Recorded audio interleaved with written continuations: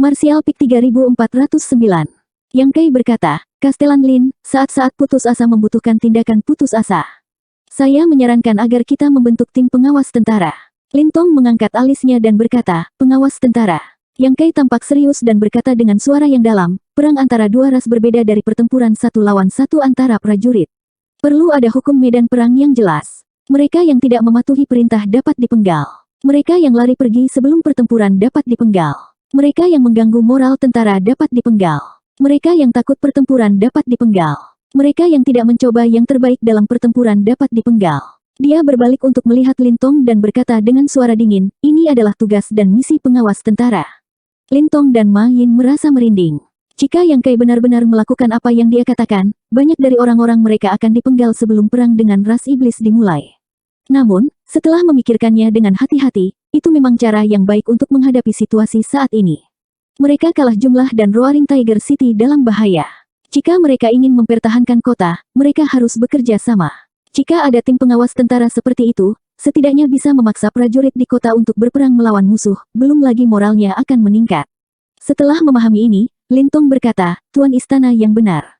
Namun, saya khawatir prajurit di kota Harimau Mengaum tidak memenuhi syarat untuk menjadi pengawas tentara.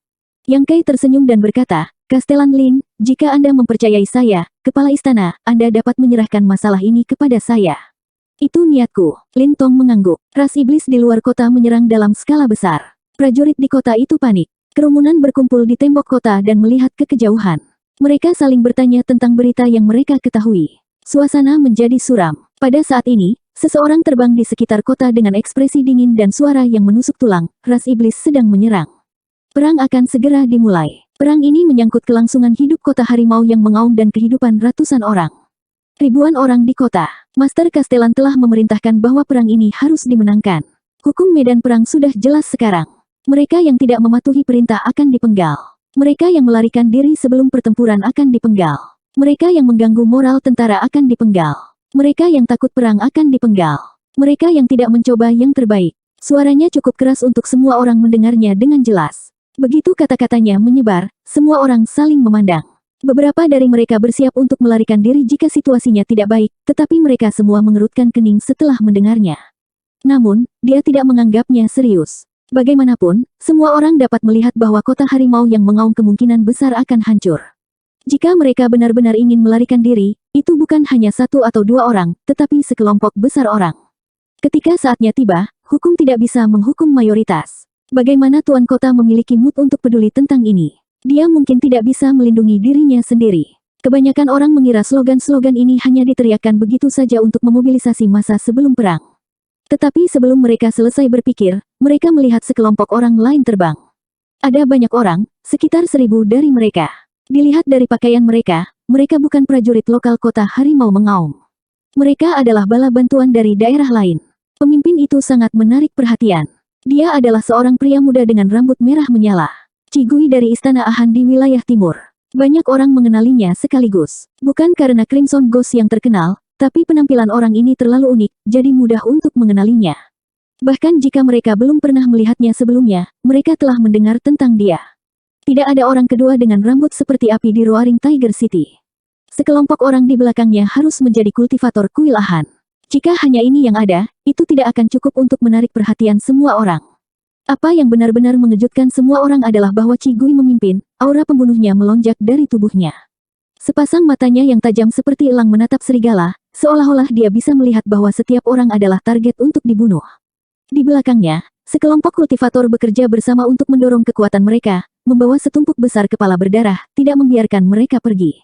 Setidaknya ada beberapa ratus kepala. Kebanyakan dari mereka mati dengan mata terbuka. Darah masih menetes dari leher mereka. Melihat mereka akan membuat rambut orang berdiri dan merasa dingin. Banyak orang tiba-tiba menyadari bahwa kepala-kepala ini tampak familiar. Saat mereka ingin melihat lebih dekat siapa kepala mereka, mereka mendengar prajurit itu berteriak, 5 keluarga besar, ras mengganggu moral tentara. Mereka telah terbunuh. Wu Zijin melarikan diri sebelum pertempuran. Dia telah dibunuh, terbunuh. Sama seperti orang yang baru saja mengumumkan aturan medan perang, dia berteriak dan melaju kencang. Kemanapun ia lewat, semua orang yang mendengar suara itu tercengang di tempatnya. Tidak heran kepala-kepala itu tampak familiar. Ternyata mereka berasal dari ras 5 keluarga besar. Siapa lagi selain kepala yang dipegang di depan milik wakil tuan kota Wu Zijin? Wakil tuan kota telah terbunuh. Orang-orang dari ras 5 keluarga besar juga telah terbunuh. Pertempuran belum dimulai, tetapi begitu banyak orang mereka sendiri yang tewas. Selain itu, orang-orang ini semua adalah tokoh penting di Roaring Tiger City. Baru pada saat inilah semua orang menyadari bahwa apa yang disebut aturan medan perang bukan hanya lelucon. Mereka akan benar-benar dilaksanakan. Apakah mereka tidak melihat ratusan kepala berdarah? Mereka adalah kepala ras 5 keluarga besar dan wakil penguasa kota. Bahkan ras 5 keluarga besar dan wakil tuan kota terbunuh karena mereka melanggar aturan. Siapa yang bisa diselamatkan? Kalau begitu, ketika Roaring Tiger City dalam bahaya, masih ada sekelompok orang yang berdiri di belakang mereka dengan pisau daging. Jika mereka secara tidak sengaja melanggar aturan medan perang, pisau daging akan jatuh di leher mereka. Hati semua orang bergetar. Mereka tidak lagi berani berpikir bahwa mereka beruntung. Mereka tahu bahwa mereka tidak sebagus ras 5 keluarga besar, apalagi wakil tuan kota Wu Zijin. Secara alami, hidup mereka tidak seberharga hidup mereka. Di tembok kota, Lintong dengan gugup memeriksa kompas komunikasinya. Jelas bahwa dia mengumpulkan informasi yang dikumpulkan dari semua sisi di kota. Setelah beberapa saat, ekspresi gugupnya berangsur-angsur menjadi rileks. Dia menatap Yang Kai dan berkata, "Tuan Istana Yang, Anda telah melakukan pekerjaan dengan baik." Ma Yin menatapnya dengan matanya yang indah bersinar. Bagaimana situasi di kota sekarang? Lintong tersenyum sedikit dan berkata, meskipun beberapa orang masih cemas, setidaknya moral tentara baik. Ma Yin sangat senang ketika dia mendengar ini. Itu keren. Dia menoleh dan menatap Yang Kai dengan rasa terima kasih. Jika Roaring Tiger City dapat dipertahankan, Palace Master yang akan menjadi penyumbang terbesar. Yang Kai menggelengkan kepalanya dan berkata, kamu menyanjungku. Namun, kalian berdua tidak boleh menurunkan kewaspadaanmu. Prajurit di kota hanya dihalangi oleh kepala-kepala itu. Jika kita benar-benar ingin mempertahankan kota, kita harus melihat bagaimana pertempuran selanjutnya akan terjadi. Jika pihak kita runtuh, tidak ada yang bisa menyelamatkan kita. Lintong tertawa dan berkata, meskipun tidak banyak prajurit di Roaring Tiger City, jika kita dapat bekerja sama, kita tidak akan dikalahkan dengan mudah. Sekelompok bajingan iblis, hari ini, kita akan menunjukkan kepada mereka kekuatan kota harimau yang mengaum. Yang Kai mengangguk dan berkata, bagus bahwa tuan kota sangat percaya diri. Saat mereka sedang berbicara, Ma Yin tiba-tiba mengeluarkan kompas komunikasinya. Setelah memeriksanya, dia berkata dengan ekspresi serius, ras iblis tampaknya telah meremehkan kita. Mereka telah mengumpulkan semua kekuatan mereka dan bersiap untuk menerobos dari timur. Ayo pergi dan lihat, Lintong mencibir. Beberapa dari mereka bergegas ke timur dan tiba setelah beberapa saat. Tembok kota sudah penuh dengan orang. Sebagian besar dari mereka adalah pejuang asli kota harimau mengaum. Ketika mereka melihat Lintong dan Ma Yin tiba, mereka segera menangkupkan tinju mereka dan membungkuk, memberi jalan bagi mereka. Yang Kai berdiri di tembok kota bersama mereka berdua dan melihat ke atas. Dia melihat masa hitam tentara datang pada mereka dari 10 mil jauhnya. Para pemimpin ras iblis menunggangi binatang iblis yang besar dan tampak ganas. Mereka tampak seperti sedang berjalan-jalan santai seolah-olah mereka tidak di sini untuk menyerang kota tetapi untuk bersenang-senang. Ratusan ribu tentara di belakang mereka juga berjalan dengan tidak tertib, tetapi mereka diam.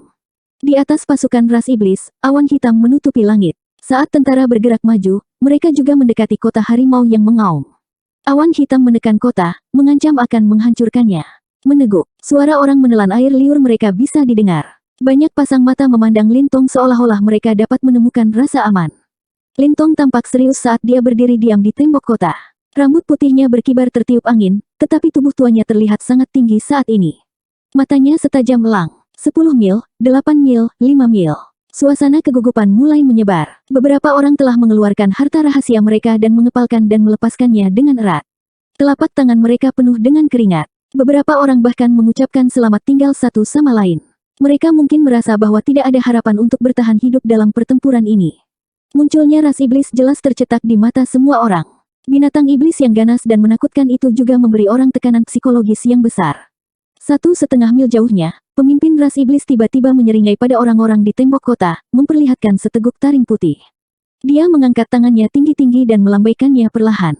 Di belakangnya, tentara yang awalnya tidak tertib tampaknya telah disuntik dengan darah ayam pada saat ini. Mereka menyerbu ke depan seperti kilat, dan teriakan pertempuran mereka bergema di langit. Niat membunuh dan teriakan pertempuran dari ratusan ribu ras iblis, bersama dengan ki iblis mereka yang mengerikan, hampir terkondensasi menjadi bentuk padat dan bergegas menuju kota harimau yang mengaum.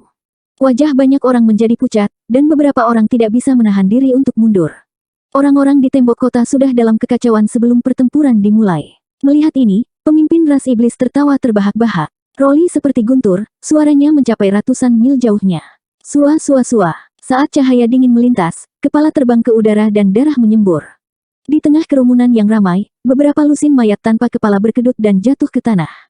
Darah merah memercik ke kepala para kultivator di dekatnya, dan sensasi basah dan panas menyebabkan merinding muncul di sekujur tubuh mereka. Suara dingin dan kejam Cigui terdengar, mereka yang meringkuk sebelum pertempuran, akan dibunuh. Dia dengan dingin menyingkirkan pedangnya dan melihat sekeliling. Prajurit di sekitarnya menghindari tatapannya. Ada puluhan orang yang melakukan hal yang sama dengannya. Mereka adalah orang-orang yang baru saja membunuh prajurit itu. Masing-masing dari mereka memancarkan aura hantu. Dalam sekejap, tidak ada seorang pun di sekitar orang-orang ini. Semua orang tinggal jauh. Jika aturan medan perang yang mereka dengar sebelumnya dan ratusan kepala yang mereka lihat masih jauh, maka apa yang terjadi sekarang benar-benar terjadi di sebelah mereka. Benar-benar ada orang yang memegang pisau daging di belakang punggung mereka, siap jatuh kapan saja. Apakah ini masih manusia? Yang Kai berteriak dengan suara yang dalam, sejujurnya, ada 5.000 pengawas militer di kota, tetapi mereka tidak akan pernah menunjukkan belas kasihan kepada mereka yang melanggar aturan medan perang. Harap berperilaku baik, 5.000 pengawas militer. Jumlah ini membuat semua orang ketakutan besar. Izinkan saya merekomendasikan buku fantasi yang ditulis oleh seorang teman. Buku itu berjudul, Seni Bintang Kuno. Nama pena, Lu Yao. Ini memiliki hampir 2 juta kata. Anda dapat mencarinya di toko buku Kidian.